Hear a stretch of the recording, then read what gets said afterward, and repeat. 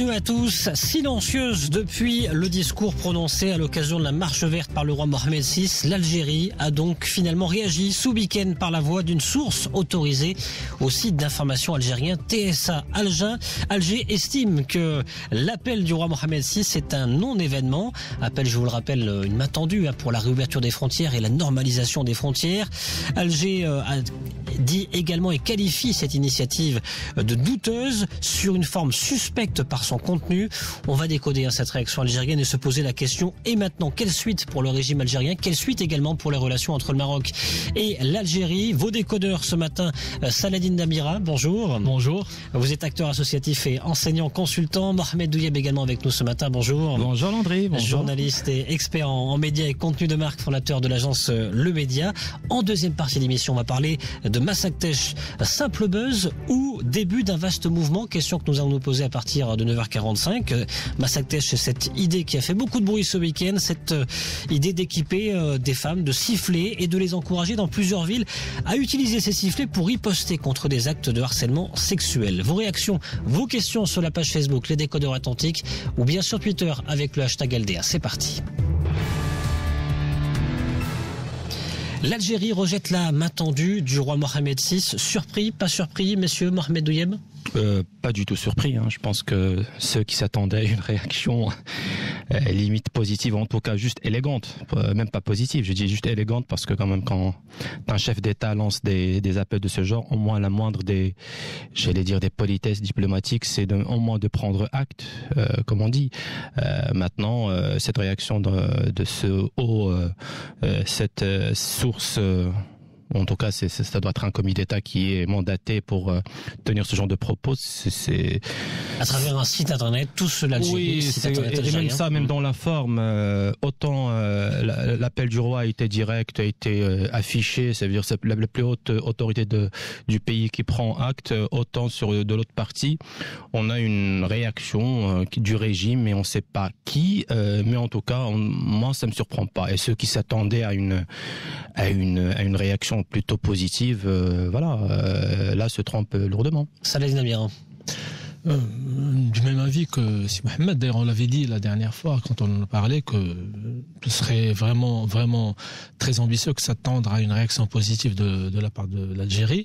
Et là encore, pas du tout élégante, donc de la façon dont ils l'ont fait, mais il y a des raisons objectives à cela. Donc on comprend bien le régime algérien, c'est un État très très fermé sur le monde, donc qui est même pas membre de l'OMC, qui vit des situations une crise sociale très difficile, une problématique de légitimité. Et si vous vous rappelez, Landry, on avait dit la dernière fois, s'il n'y a pas une vraie conscience, une vraie démocratisation du pays, on peut pas espérer aboutir à une résolution de ce pseudo-problème entre deux pays frères, parce que au niveau des populations, tout le monde sait que tout nous rapproche entre Marocains et Algériens, mais cette génération FLN qui après avoir libéré l'Algérie du colon français, l'ont colonisé. Donc on a un régime cloisonné aujourd'hui. Exactement, c'est un régime cloisonné. Qui ne bougera pas, qui reste fixé sur un cinquième candidat de l'exécutif. Exactement. Vous imaginez, donc en l'an 2018, ils imposent à un investisseur étranger d'être associé à 51%. C'est un pays qui gère d'une façon très ancienne, une époque un peu révolue, une façon très ancienne de faire la politique. Oui. Sur le fond, Alger parle d'une main tendue douteuse et elle intervient, dit donc cette source autorisée officielle sur le site TSA. Donc lors de la célébration de la marche verte, mais elle est suspecte également, cet appel du roi Mohamed VI, cette main tendue, par son contenu, parce qu'il y a une volonté de Rabat de bilatériser la question du Sahara. Mohamed Douyeb, en 2003, Alger avait quand même posé des conditions pour une reprise des discussions avec le Maroc et parler justement d'un respect du Maroc de son avis sur le dossier du Sahara. Étrange. Pas du tout étrange. Je pense qu'ils gardent la même ligne. En tout cas, ils savent, s'ils ont un dialogue direct avec Rabat, c'est que là, ils veulent pas accepter ce fait-là, parce que c'est une autre. Si Alger dit oui à l'appel du roi en disant avoir un dialogue direct, en traitant de tous les sujets, Alger va pas être perdante, elle le sait. C'est pour ça qu'ils refusent. Maintenant, ce qui m'intéresse, moi, c'est dans l'appel du roi, il y a la bonne foi.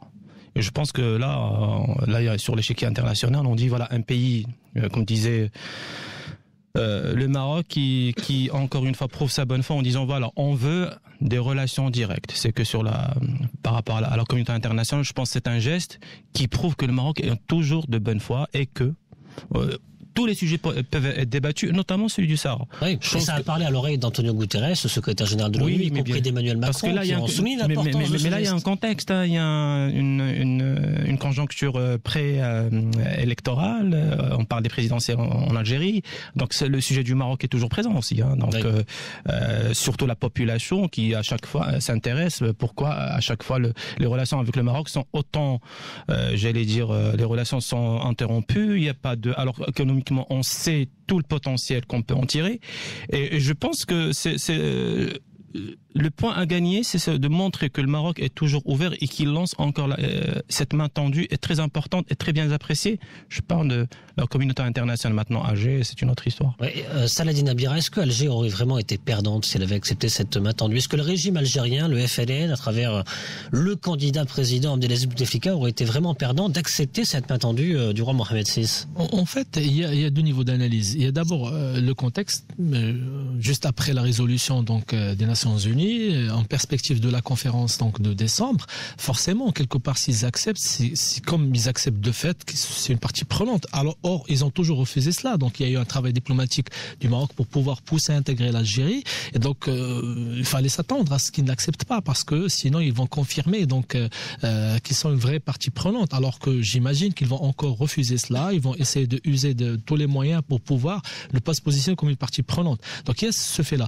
Deuxièmement, il faut être objectif aussi. Il y a tous ces, en fait, sur le plan régime économique et politique, tout sépare les deux pays sur plein de points. Sur la politique migratoire, le Maroc est ouvert vers l'Afrique et est en train de régulariser la situation de pas mal de migrants subsahariens, alors que les Algériens n'hésitent pas à les refouler. Sur le plan ouverture sur le commerce international, comme j'ai dit, le Maroc est signataire de pas mal de plans. Et là, je rappelle certaines idées développées par un ami, donc Mehdi Jouari, qui a bien analysé la chose sur la vie économique.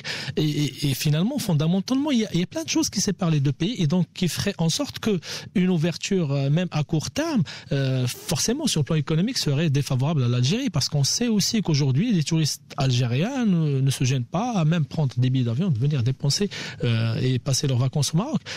Donc ces éléments-là font aujourd'hui que l'Algérie, s'il ne fait pas une réforme au préalable sur le plan économique et sur le plan aussi social, etc., ne serait pas prête à aller dans le sens d'une ouverture principalement des frontières.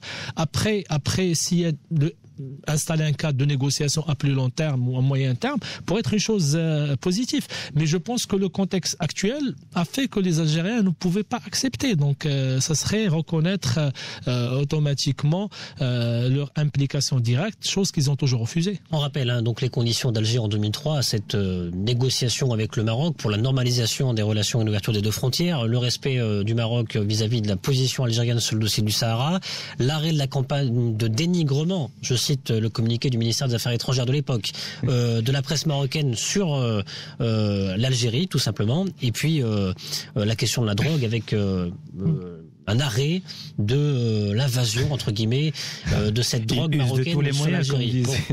Mais de quelle drogue on parle? Les psychotropes viennent chez eux. Donc déjà. Ça n'a pas bougé d'un iota pour l'instant. Non, mais tant qu'il n'y a pas de... Ça a parlé de réforme, moi je parlais de révolution. Je pense que le mindset algérien devrait complètement... Je pense qu'il devrait passer à autre chose. Mais ça, c'est une autre histoire. C'est la population, c'est la classe politique. Mais aujourd'hui, en tout cas, tous les échos qu'on a de l'Algérie ne tentent pas vers une réforme. Qu'est-ce qui peut se passer maintenant? Parce que là, effectivement, Saladin Abira en faisait référence. Il y a cette table ronde à laquelle va participer la Mauritanie, le Front Polisario, l'Algérie, le Maroc à Genève les 5 et 6 décembre. Sur le dossier du Sahara, chacun va camper sur ses positions, c'est le risque? Certainement. Mais moi, je crois que, en tout cas, du côté du Maroc, c'est une grande avancée parce que autant mettre l'Algérie, toutes ces parties prenantes autour d'une table, je pense que c'est déjà en soi, c'est une grande avancée. Maintenant, encore une fois, il ne faut pas s'attendre à ce que l'Algérie puisse changer ou faire preuve de bonne foi. Je pense pas. En tout cas, tous les éléments qu'on a ne vont pas dans ce sens-là. Dans la négociation, est-ce que le Maroc peut peut-être jouer des coudes vis-à-vis de l'Algérie avec son frère mauritanien? On a vu une reprise des relations entre le Maroc et la Mauritanie. Nasser Bourita qui était en visite à Nouakchott il y a maintenant quelques jours. Ça s'est plutôt bien passé, un réchauffement des relations entre les deux pays. Est-ce qu'on peut envisager que le Maroc et la Mauritanie... La Mauritanie nous a toujours habitués à des cycles de... c'est pas régulier dans leur prise de position. À chaque fois, une fois c'est oui, une fois c'est non. Donc je pense pas que la Mauritanie dans ce contexte-là doit être une carte gagnante. En tout cas, on ne sait pas s'il y a d'autres éléments qui ne sont pas encore communiqués. Mais c'est vrai qu'il y a une main encore tendue du Maroc vis-à-vis de la Mauritanie parce que, comme disait Salah, il y a aujourd'hui ce rendez-vous-là est très important. Il faut que toutes les parties puissent être abordées dans les meilleures conditions. Salah Namira, concrètement, en Algérie, est-ce que ça fait beaucoup de bruit, cette main tendue du roi Mohamed VI? Chouïa, il y a eu la une d'Al Watan, c'était jeudi dernier, on parlait déjà d'une manœuvre du roi Mohamed VI dans ce discours. Est-ce que les intellectuels, les partis politiques se sont emparés un petit peu de la question ou pas vraiment? Vous savez ce qui se passe en Algérie, et une bonne partie de la presse est contrôlée par le régime. Vous savez, il y a deux sons de cloche, il y a le son, malheureusement, le son des populations et aussi le régime. Malheureusement, il faut encore un effort de démocratisation. Je me dis des deux pays parce que, encore une fois, les volontés populaires des deux pays ne sont pas exprimées à 100%, et encore plus en Algérie. Donc tant qu'il y a, à l'image du président algérien, vous imaginez dans un autre contexte, à maintenir et chercher à maintenir un président démuni dans une situation de santé qui lui permet même pas d'exercer son pouvoir, c'est quelque part le symbole d'une génération, et on s'entête à garder cela. Il n'y a pas de candidat en face, souvent c'est des candidats juste pour légitimer une compétition, un semblant de compétition politique, et tant qu'on a ça, on ne pourra pas avancer. Et malheureusement en Algérie, ces mouvements citoyens, cette implication politique, cette tentation de se libérer, comme j'ai dit, d'une génération qui a pris le pays en otage, on ne la voit pas venir. Mais moi, je continue à croire que s'il y a une issue à ce conflit, ça doit être une issue populaire des deux fronts, donc avec un mouvement de conscience populaire et une démocratisation. Mais peut-être un mot, je pense que la pression populaire en Algérie n'est pas aussi importante sur la question du Maroc, je pense. Comme tu disais, va de soi, si Mohamed. Oui, ça veut dire que s'il arrive à démocratiser le pays, à renouveler la génération, moi je suis sûr que les nouvelles générations post-conflit, parce que ça remonte à très longtemps, aux années 60, etc., les générations post-conflit n'ont pas ces souvenirs un peu amers, donc qui se sont passés entre les deux pays. Et je pense que dans un élan de démocratisation globale, le conflit pourra trouver une issue. Mohamed Ouyem. Non, juste pour continuer sur mon idée, quand vous voyez les médias, ce silence, ça veut tout dire pendant plusieurs jours, alors que quand même les médias algériens nous ont habitués, quand il s'agit du Maroc, de réagir à l'instant T, quoi. Donc je pense qu'il y a eu une certaine crispation. Non, une certaine tension de se dire il faut bien qu'on lit un petit peu cet appel avant de réagir. Et je pense que laisser pendant des jours les médias ne rien dire, c'est justement pour sortir avec une déclaration d'un responsable aussi élégante qu'on a pu lire. Il y a eu aussi l'effet surprise, et peut-être qu'ils s'attendaient pas à ça. Voilà, ils ont été pris de court. Mais je pense même au Maroc, on n'était pas aussi qui s'attendait à un appel de cet appel. Mohamed Douyeb, journaliste expert en médias et contenu de marque, fondateur de l'agence Le Média. Salah Namira, acteur associatif et enseignant consultant.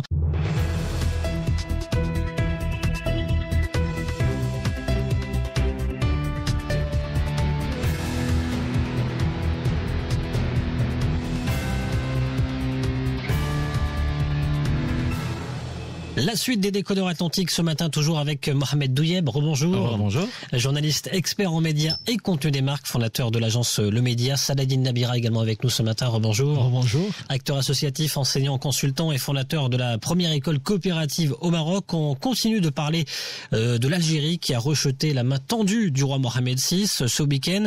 C'est une source autorisée au site d'information TSA, un site d'information algérien qui signifie tout sur l'Algérie, qui a donc pris la parole et qui estime que cet appel royal est un non-événement, et on qualifie l'initiative de douteuse sur la forme et suspecte par son contenu.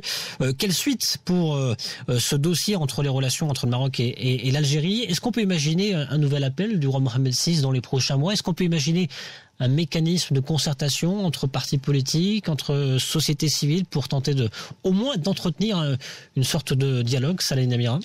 Ce qu'on pourrait aussi imaginer, c'est qu'il y ait une reprise de négociations de manière peut-être secrète sur le plan diplomatique par rapport à cette initiative-là. Ça veut dépasser le cadre un peu surprise générale pour les deux parties et tout ça, et commencer à préparer le contexte. Parce qu'il n'y a pas d'issue au problème, à part cette voie de négociation bilatérale directe, parce qu'on sait que le Polisario n'est rien sans l'Algérie derrière, et donc bien sûr il faut pas oublier la Mauritanie, donc aller dans cette voie de réchauffement de relations, parce que aussi on a vu ils ont pu un peu, en cédant un peu de leur territoire au Polisario, donc nous causer un peu de soucis surtout sur la voie, parce qu'il faut pas oublier que dans les projets du Maroc pour nos provinces du Sud, c'est de faire cette voie express et de pouvoir le prolongement du Maroc vers l'Afrique à travers les voies terrestres, et donc là aussi il faut aller dans ce sens. Mais je pense que passer ces effets d'annonce, commencer une négociation de manière sereine entre diplomatie interposée et pouvoir poser les conditions justement de cette voie de négociation directe bilatérale, parce que sans cela, aucune issue n'est possible au conflit. Est-ce qu'une négociation sur la fermeture des frontières entre le Maroc et l'Algérie et cette normalisation des relations entre le Maroc et l'Algérie peut être abordée, discutée lors de cette table ronde préparée par l'ONU à Genève? C'est une question de Hamza sur la page Facebook, ou en tout cas, est-ce qu'on peut imaginer, que ces deux sujets s'intègrent dans le futur? Pas à ce stade, je pense pas à ce stade. Je pense que la carte du Sahara est une carte, c'est la seule carte qu'a Algérie. Donc, je pense pas que quand on voit un peu la réaction d'Alger par rapport à l'appel du roi, moi je suis très très pessimiste. Je pense pas que il ferme la porte à tout, j'allais dire, mécanisme de discussion, ne serait-ce, je ne parlerai même pas négociation, mais en tout cas discussion directe. Je pense pas qu'aujourd'hui il faut être un peu plus réaliste. Je pense pas qu'aujourd'hui il faut s'attendre à une ouverture en tout cas de la part de l'Algérie d'entamer un processus, sauf peut-être un événement spectaculaire, on ne sait pas lequel peut-être, mais aujourd'hui je pense il faut pas croire au miracle. Oui, on parlait tout à l'heure des partis politiques, des intellectuels, de la presse algérienne, mais du côté du Maroc, les partis politiques, suite à ce discours royal, oui, comme ils nous ont habitués sur pas mal de silence radio. Exactement, sur pas mal de sujets. Aujourd'hui, normalement, devrait être une bataille des partis aussi. Mais comme tu le dis si bien, aujourd'hui, on n'a pas vu, en tout cas, une réaction, un communiqué, une déclaration, ne serait-ce pas pour, j'allais dire, répéter un petit peu ce qui a été dit dans le discours du roi, mais plutôt aller placer un peu plus de débat, faire un appel aux Algériens, tous ces partis qui ont des connexions.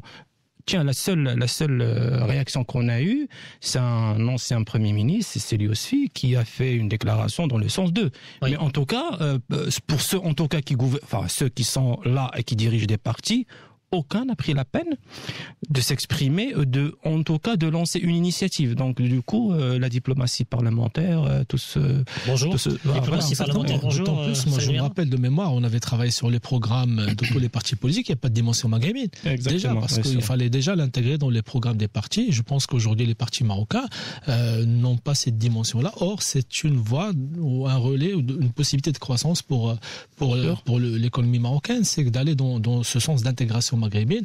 On a vu ce qui s'est passé avec notre volonté d'intégrer un univers un peu plus loin qui est la CEDEAO, et donc les refus que nous avons essuyé quelque part de manière un peu élégante. Mais aujourd'hui, je pense que plus que jamais... il est temps que les partis politiques se réveillent. Mais je pense, en fait, nos partis sont aussi traditionnels et anciens que les partis algériens. Oui. Et donc, ils ont encore ce souvenir-là. C'est peut-être attendre, moi ce que je dis, c'est attendre une nouvelle génération de politiques, une nouvelle génération de mouvements citoyens des deux côtés. Ce n'est qu'avec ce type d'initiative qu'on pourrait dépasser le problème. Oui, mais on pourrait imaginer, par exemple, un responsable d'un parti politique historique au Maroc... prendre les devants, partir en Algérie, dialoguer, discuter avec des partis politiques sur la même ligne. Ça n'aurait pas de légitimité, parce que si ce parti-là ou ce responsable de parti ne pense même pas à ça dans son programme politique, ça serait peut-être de l'opportunisme. C'est se mettre au devant de la scène, et c'est encore moins crédible. Et d'ailleurs, si vous tenez bien les phrases de l'agence TSA, c'était douteuse. Exactement. Voilà, donc c'est des mots qui étaient bien choisis. Douteuse et suspecte. Donc des mots bien choisis. Donc encore si on en rajoute un responsable politique, ça va être encore plus douteux. Mohamed Douyev. Non, dans la même ligne d'idée, aujourd'hui c'est très très compliqué pour un parti en tout cas ou un acteur de la société civile de s'emparer du sujet de l'Algérie, parce que... Et le patronat? Oui. On le rappelle, cette initiative de la CGM avec le patronat algérien il y a quelque temps, 3 ans, 4 ans. Oui, ils étaient là, bien sûr, ils étaient là. Il y a eu on s'est serré les mains, mais après, qu'est-ce qui s'est passé après? Personne ne sait.